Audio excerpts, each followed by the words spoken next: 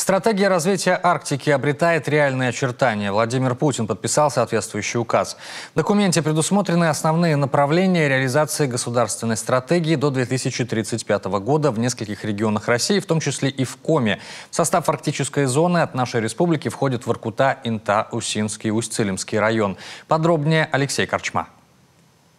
Северный морской широтный путь станет драйвером развития Воркуты и Инты. Никто не собирается сдавать их или бросать. Об этом заявлял Владимир Уйба еще до выборов главы. Перспективы развития наших моногородов стали отдельной темой июльского совещания под руководством зампредседателя правительства России Юрия Трутнева. Решить эту проблему без участия федерального центра невозможно. При этом мы убеждены, что потенциал развития Воркуты и Инты сегодня далеко не исчерпан. Эти территории обладают богатейшими ресурсами. И работы по этому направлению предстоит очень много.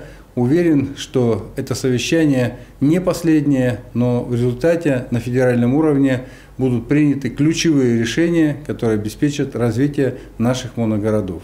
По поручению президента республика готовила свой стратегический план, который представили в правительство России. О проблемах региона и вероятных перспективах Владимир Уйба позже доложил президенту и получил поддержку. Одна из главных проблем, как мне представляется, сокращение инвестиций в основной капитал. То есть нам нужно создавать перспективы развития. Но есть и позитивные некоторые тенденции. Это рост промышленного производства, это хорошие проекты. Именно проект, но они хорошие, масштабные, и нужно их поддержать. Вы на местном уровне, на региональном уровне должны все сделать для того, чтобы эти инвестпроекты пошли, заработали. И вот накануне Владимир Путин подписал указ о стратегии развития арктической зоны до 2035 года. В тексте документа 10 пунктов, непосредственно затрагивающих интересы Республики Коми.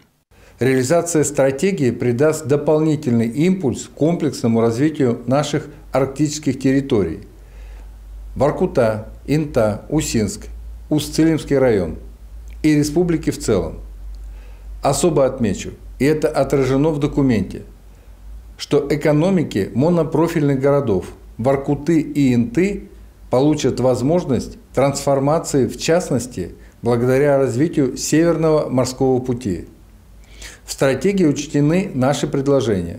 В приоритетах государственной стратегии обозначено формирование Парнокского железно-марганцевого минерально-сырьевого центра в Интинском районе. Также обозначено создание горно-металлургического комбината по переработке титановых руд и кварцевых песков, крупнейшего в мире пижемского месторождения в Усть-Цилимском районе Коми. Соглашение с группой компании «Русские титановые ресурсы» власти Коми уже подписали.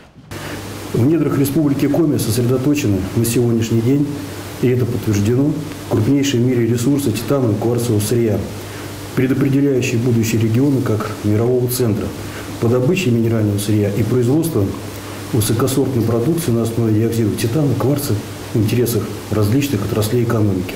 Развитие железнодорожной инфраструктуры прописано в стратегии отдельным пунктом. Речь идет о магистрали Солигорск-Индиго.